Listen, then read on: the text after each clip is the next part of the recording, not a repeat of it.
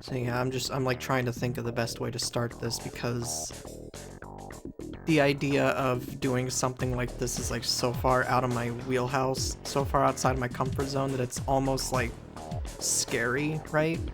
In a weird way. Because, you know, generally I prefer the, I prefer to play stuff on screen and, you know, think that I'm generally having a good time with what I'm playing. But, if the past, like, couple of years or anything to go by, clearly something isn't working.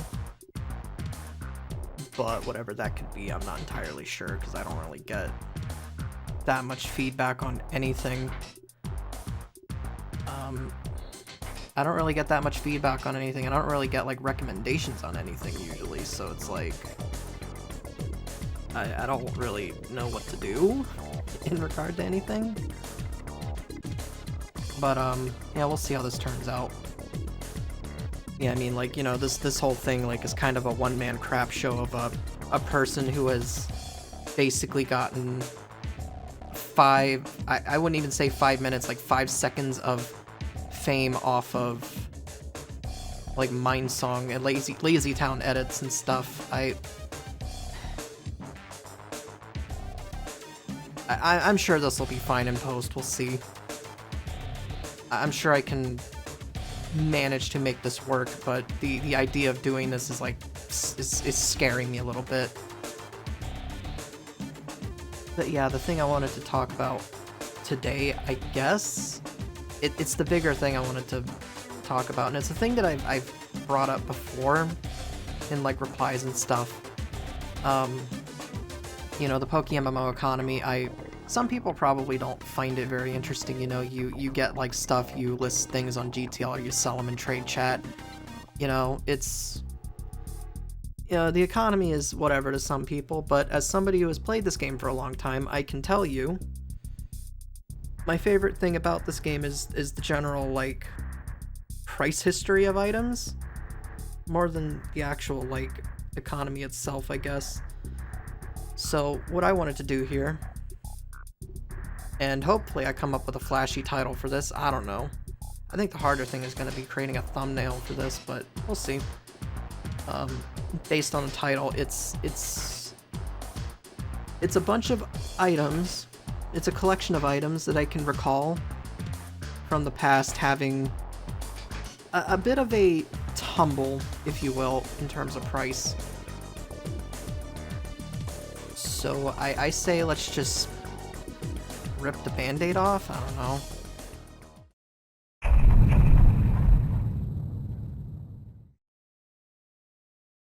So the first thing on this list is one that I'm pretty sure people have talked about before, which is TMs. Before Hoenn was introduced, so that would be 2012 to 2014, because I think Hoenn was introduced January 2015. 2012 to 2014, the game kind of, I would say kind of had an interesting dynamic with items in that certain items you could only get during the story, and you can only get one of them, usually per story. There were some exceptions, like leftovers, I think was like an exception. I think you could get 2 to 3 leftovers per Kanto run, something like that. But the main thing is, like, there was a very severely limited amount of TMs in the game at the time. And the reason for this is because you only got like 1 TM per run of certain things, which is why it resulted in things like Earthquake being like 150 to 170k, I think was the range. I think Psychic was like 125 or something, I don't remember that, but yeah, TMs used to be very, very expensive, simply because there just wasn't a huge availability of them due to them being one-time items in the region. This led to a very interesting dynamic within the game where one of the most lucrative ways to make money was that you would basically set up a bunch of alternate accounts who would rerun Kanto, pick up a bunch of items, and then you would trade them to your main account. And then you would use the main account to sell these items. It was a very lucrative market for a while. But I would say that market didn't... So there's like two things that happened. Like TMs, as you can tell, have like crashed through the floor over the years. And there's like two major reasons that I can remember for this. The first is that introducing new regions meant that there was a more... It basically meant that these items would become more available, more copies of these items. So, for instance, with the case of Hoenn, you could go from Kanto to get all the TMs there, and then go to Hoenn to get all the TMs there. So you could get duplicates of things like Earthquake, Psychic, Thunderbolt, and now instead of having one of each, you now got two of each. So when Hoenn was introduced, the prices of all these items kind of like, I would say, dropped by half of their price. So like an Earthquake TM went from like being like around 150 to dropping down to like 75. But I think the real killer in the price was when they introduced dedicated TM stores, where you could go to the stores and buy these different TMs. I think that was introduced with Unova. Because yeah, I think you could buy like TMs at the mall in Unova, and I think the Celadon department store when the Unova one got introduced. So the prices of everything basically fell to whatever the base price of these stores sold them for, roughly. So I think Earthquake now is like, what, 21k or something? If you tried listing it on GTL, I think it would be like 21k, because I think it's like 20k base price. I might be wrong on this, I'll correct it later. In a similar vein to this, though, there were also a bunch of items, as I mentioned, that were one-time acquired. The most notable of this is the EXP share, which the EXP share, I don't think it had nearly as high of a price as TMs did. And as a result, it didn't take quite the price hit that TMs did, mostly because I think it's still somewhat limited. But, yeah.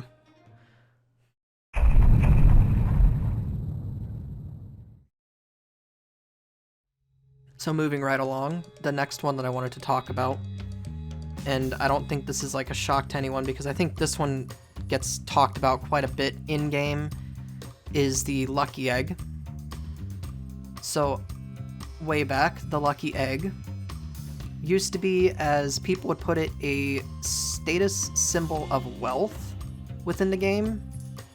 I think Lucky Eggs back then used to... I think when I was playing, I think they maxed out in price around 1.2 mil per Lucky Egg. People would trade Lucky Eggs for rares and stuff back then because they were so highly valued. And the reason for this is because there was one place to get them, there was only one variant of the Lucky Egg, and it was extremely rare.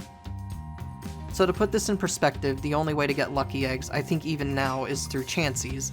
And back then, the only way to get a Chansey is to go to the Safari Zone, where Chansey, I think, had like a 1% chance of carrying the Lucky Egg or something. So you had to go through all these hoops to like get a Chansey, because Chansey is extremely rare in the Kanto Safari Zone.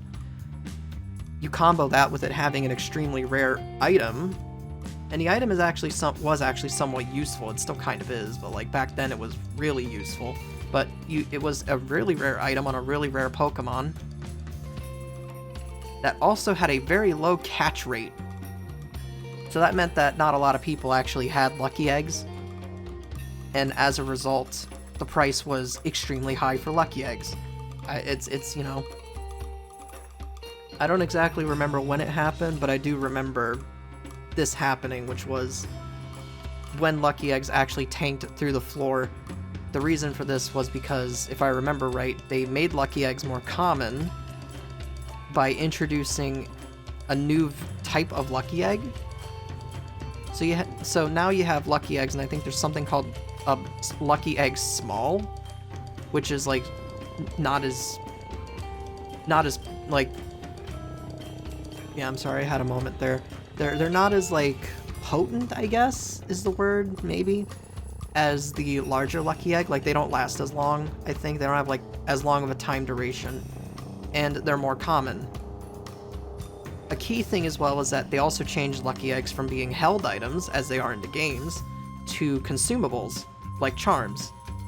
As a result, Lucky Eggs became more common, and their prices crashed through the floor. I think Lucky Eggs now, the big ones, I think are like 50 or 60k now, which is like ridiculously low compared to where they used to be.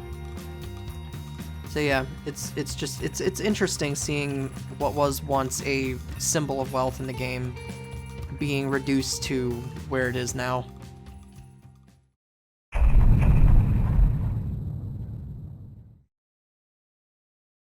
Yeah, okay, so I'm gonna get to the one that's probably not gonna be nearly as convoluted.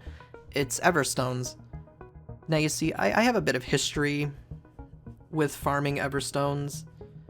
I farmed them when they were at their peak, roughly. So this one kinda, this price crash kinda hits a bit.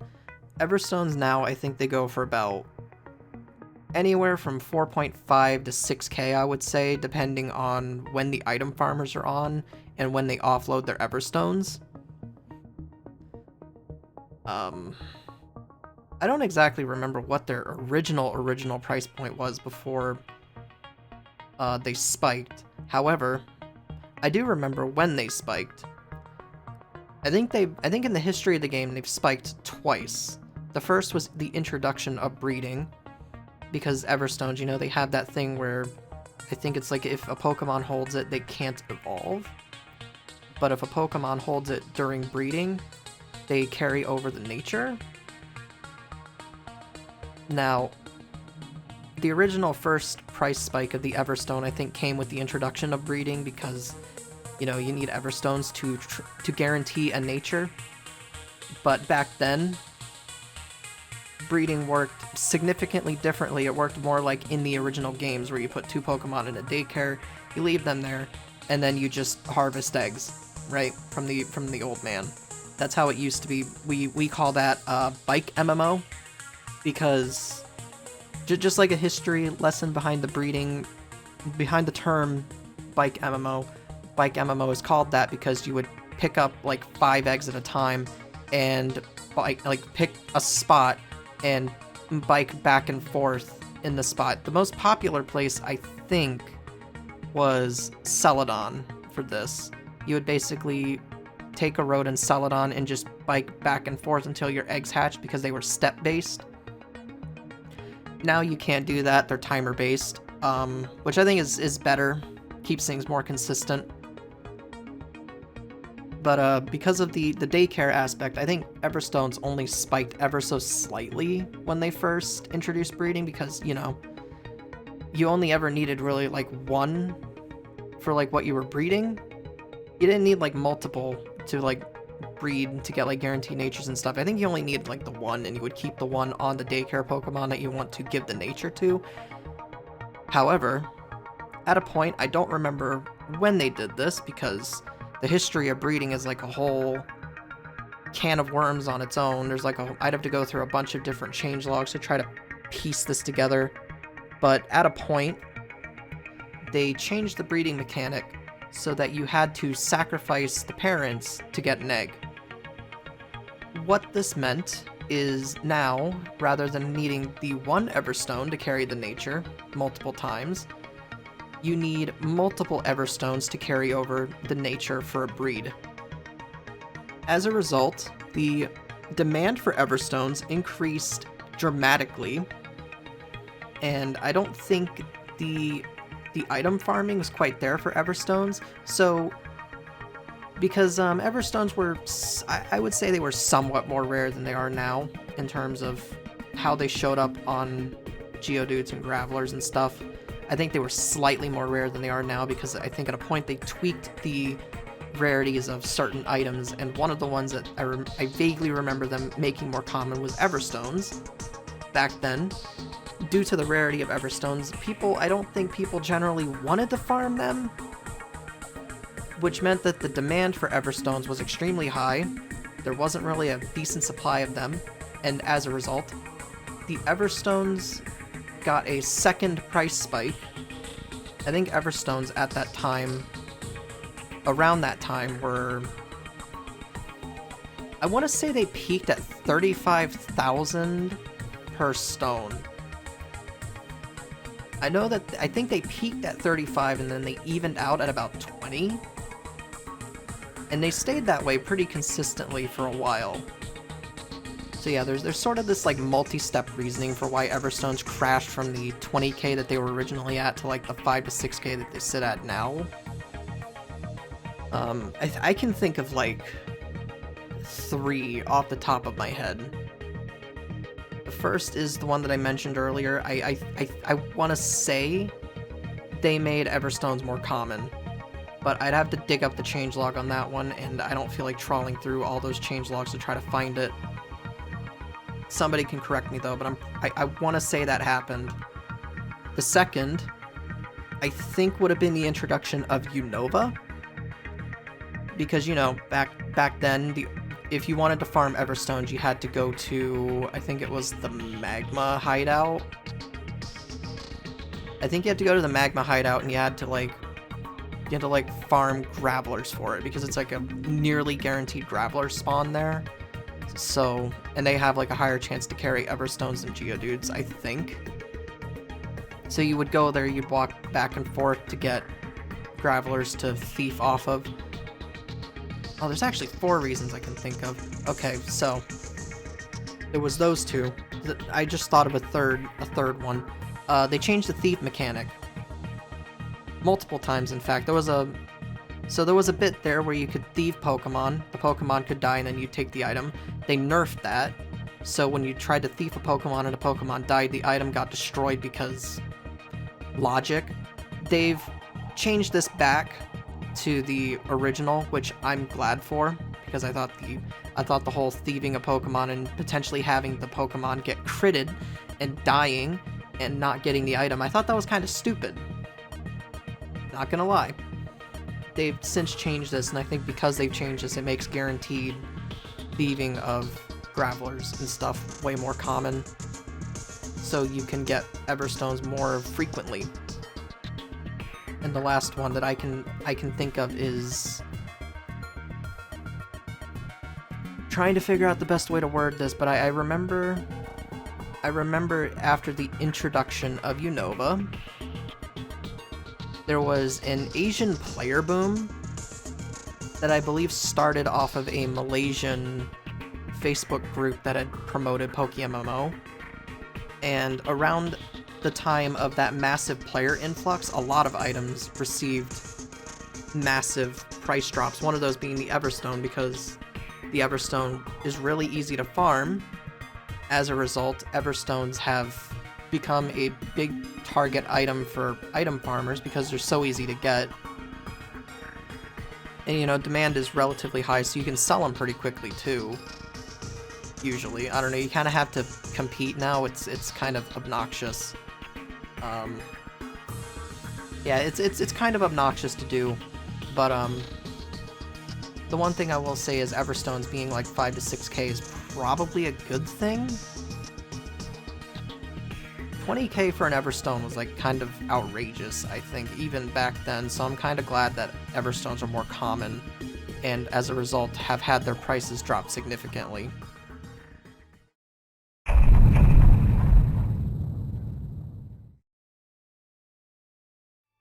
So yeah, to sort of talk about the this next one, it's going to be a bit convoluted because it's not so much one item, but it's 3 items, and these 3 items are shards. So the colored shards, red, green, and yellow. Red, green, yellow, and blue. Yeah, there's 4. Red, green, yellow, and blue shards. I think now, when you look at them, they're usually about like 1k a shard. But back then, shards used to be like way more expensive. I think when I started farming them, it was about 2015-ish. So after Hoenn, but I think you could get shards before Hoenn was introduced in the Sevi Isles, albeit at really bad rates, because I think the Pokemon that carried them were somewhat rare, and they didn't exactly have the best chances to carry these items. So, you know, shards were expensive, and they were required, because back then we relied on a set of move tutors in the Sevi Isles who would give you different moves for different shards. There was one for each shard, if I remember. I can't remember exactly where they were. They were scattered across the Sevi Isles, but I can't remember exactly where. But each one gave you different moves for different shards. As a result, shards generally had a decent price behind them. I think the most expensive, were red shards. When I was farming them, I think for a while, I think green shards used to be the most expensive because Relicants were extremely rare and generally didn't really like to give you green shards if you tried to farm them. So, and I think they were, for a while, I think Green Shard Tutor was the best one because it had a couple moves, and then they like changed the move structures for different tutors. And I think when I started farming them, I think green shards were 5 to 7k a shard, so them going from 5 to 7k down to like 1k, that's not like a huge difference. Then the next one I think would have been the yellow shard. I think yellow shards were about 10 to 15k. So, you know, slightly more expensive. I don't remember. I think the yellow, blue, and red shards were more expensive because they were basically required to get elemental punches on Pokemon that couldn't be bred the moves. So yeah, yellow shards were 10 to 15k, partially because I don't think Thunder Punch was nearly as useful. I don't know. I think the yellow shard tutor also just kind of didn't have the greatest. He had like some moves that I remember being somewhat decent. He had a better move list than the green shards. But yeah, so I think the yellow shard tutor had a slightly better move set than the green shard tutor, if I remember right. I think when I started farming them, I think the green shard tutor at most had like Pain Split, but I think the yellow shard tutor had better moves like Thunder Punch and Superpower.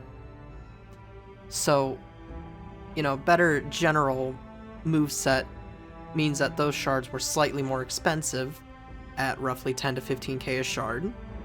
So, you know, roughly I would say double the amount of green shards. And then the next one would have been blue shards. Blue shards generally, I think, sold from anywhere from like 17-ish k to like 22. They constantly fought the red shard in terms of like who was the most expensive, and the blue shard, you know, gave like it gave a better move set than the yellow shard, kind of a consistent theme, which the two that stuck out to me were like Ice Punch and Signal Beam, I think. But then you get to the one that I mostly farmed because I remember this one because you could fish for this one off of Vermilion. I don't think you can anymore. I think they removed the spawn. But red shards used to be the most expensive, and red shards could be found on Corsolas. I think they still can, but I think that the area that I fished for them is gone, which was Vermilion. I used to fish for red shards in Vermilion because you could fish for Corsolas in Vermilion, get red shards, and then sell them on the GTL. I think red shards were like 25 to 30k a shard. And the reason for this, I think, was because out of all the shard tutors, I think the red shard tutor had like the most usage, having moves like Fire Punch, Outrage, Heat Wave, Super Fang, and like Covet. So he just kind of ended up being like the best of the shard tutors. And as a result, his shards were always the most expensive ones. But obviously, you know, looking at the prices of shards now, they're like 1k. And I think part of the reason for this is a mix of increased item farming on shards. I think they made shards more common. Yeah, I think they made shards more common. And people actively farm shards, so, you know, more shards on the market means that they're going to drop in price. And they also changed the shard tutors to be not nearly as greedy when it comes to shards, I think. Slight correction here, what I meant to say was that they removed the shard tutors and replaced them with better tutors. Also, they generally opened up the move sets that Pokemon could get from, like, different sources other than those tutors, so shards kind of fell out of favor in general for most things. Right, and what's the last one I wanted to talk about? Oh, right.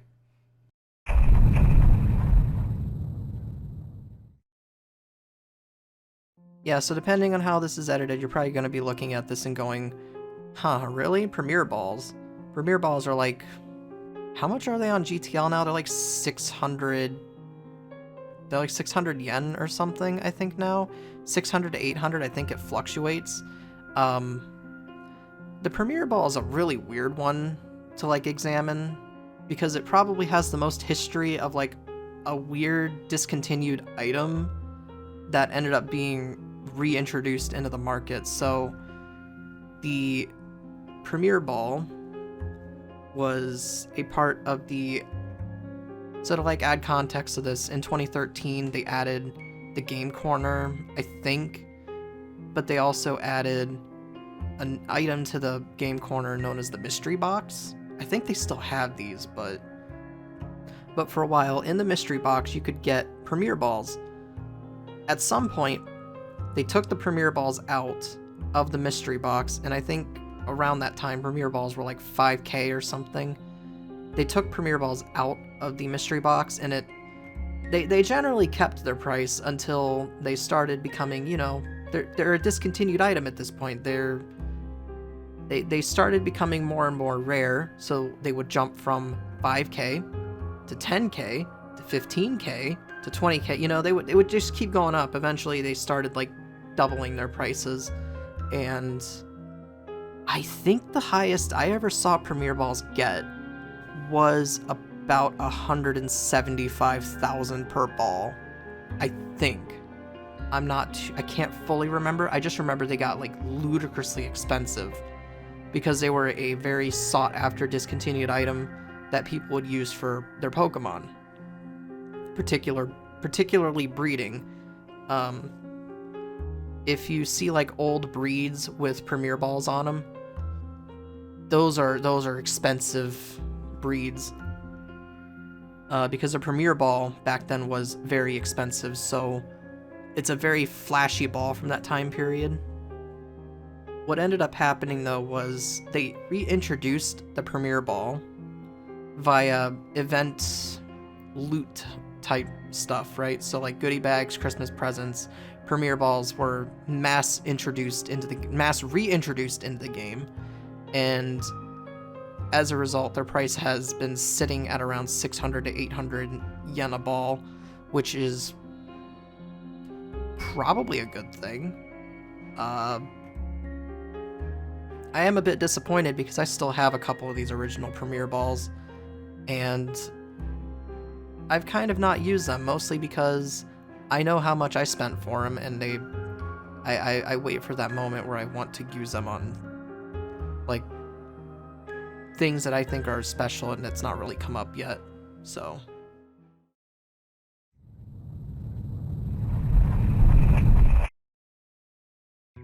Yeah, so I think that's everything I wanted to talk about.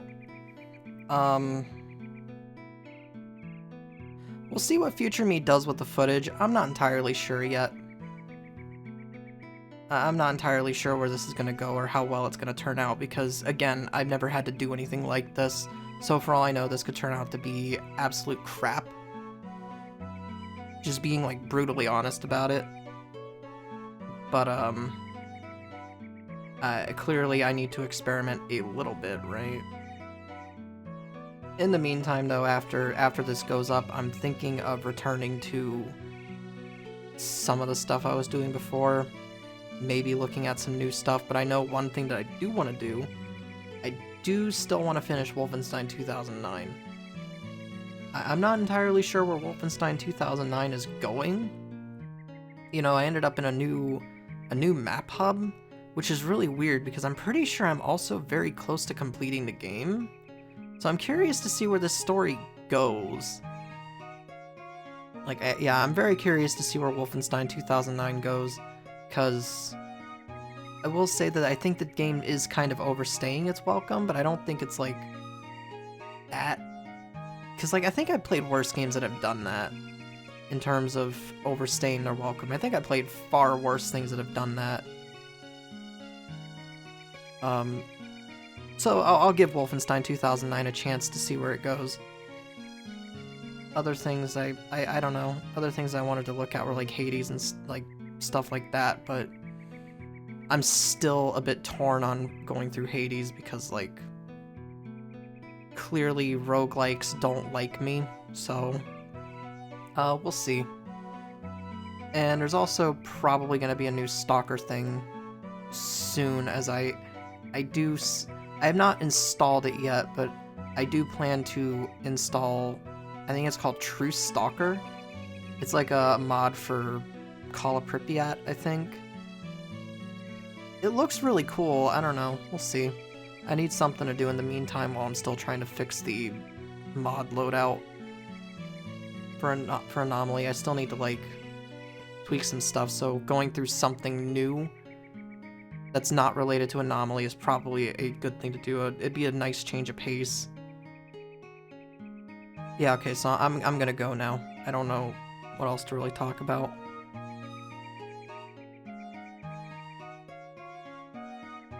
Alright, bye.